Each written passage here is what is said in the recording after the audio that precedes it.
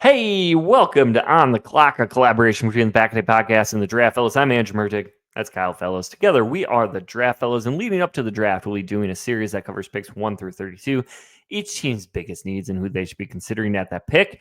And you can check out the video of all 32 of these episodes on the Draft Fellows channel on YouTube. You can check out the audio version of any previous episode on the Pack-A-Day channel. And now, today, we are on to pick 26 in the Los Angeles Rams. Yeah, up to 26 already. It's crazy. And we are not that far from the NFL draft in Green Bay that's coming up in about a month. So, or less than a month at this point. Man, it's flying by. But the Rams have a collection of needs here to consider. They could go a lot of different ways with it, but I think they're going to be considering tight end, tackle, linebacker, and corner.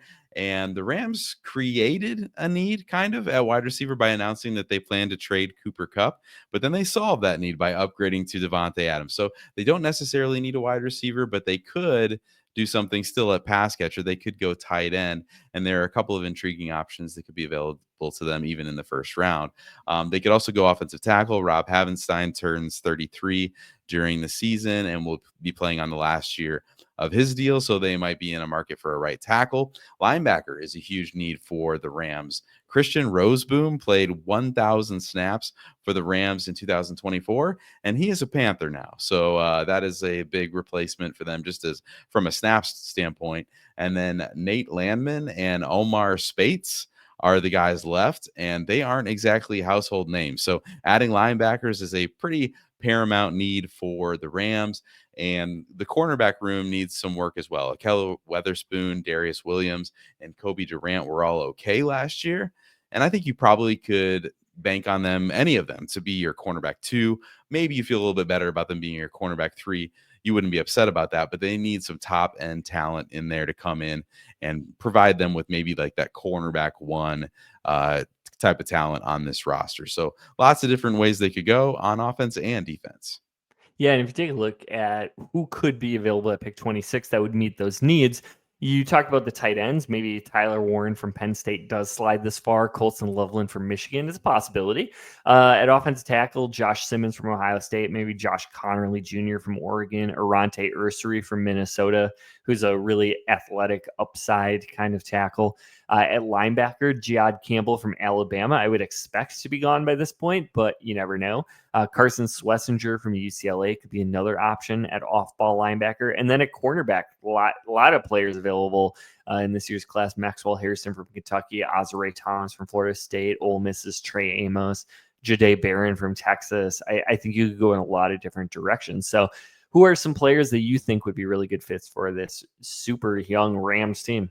Yeah, going through this roster, like linebacker is so interesting and just kind of screams off the screen at you when you look at this team. But Jihad Campbell, like you said, is probably gone. I think corner makes the most sense for them outside of that. I think Jahdae Barron and Will Johnson probably almost certainly gone as well. But you mentioned that next tier of guys that would be really interesting for the Rams. Trey Amos is that scrappy defensive back who has the mentality of a cornerback 1 that they need. And then Maxwell Harrison is aggressive, super fast, and has the swagger that you like from a corner as well. So I think they'll have some good options to consider at the end of the first round, and especially at cornerback if they were choose to focus there.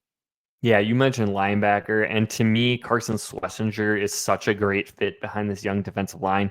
He can really fly around. He makes a ton of plays, and this defense could go from very good to great with a ball hawking sideline to sideline linebacker like Schlesinger.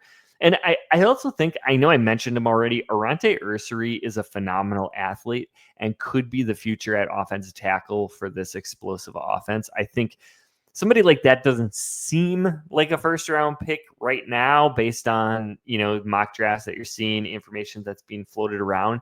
But when you talk about a package for a player of that size, that experience level, and the testing measurements, I think Ursary is somebody we're sleeping on a little bit at this point in the class. And we've seen the Rams turn some pretty raw players into really stellar pros very quickly. So I think this is a coaching staff that could get the most out of a player like Ursary.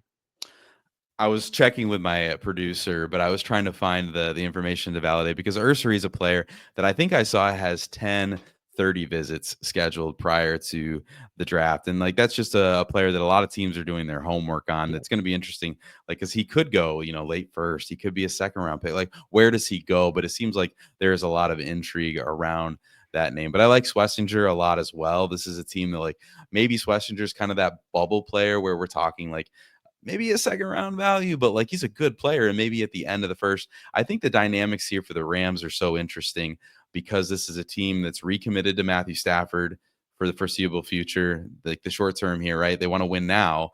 And they've also brought in someone like Devontae Adams to make that a reality. And so I think that does impact your draft strategy a little bit as you start to think about like who are the players who can step in, not only give us, good play for the future, but can help us right now and fill those needs that we have right now. And I think Andrew hit on a couple of those for sure with an offensive tackle, with a linebacker, these guys who can step in and be that difference maker for this Rams unit right away. So it'll be interesting to see what they do when the Rams are indeed on the clock in April in just a few weeks here. So thanks for joining us for this episode. Make sure you like and subscribe to the show and stick with us as we preview all 32 teams in this series leading up to the 2025 NFL Draft. From the draft room to the gridiron, the Draft Fellows have got you covered. Until next time, stay tuned and stay in the game.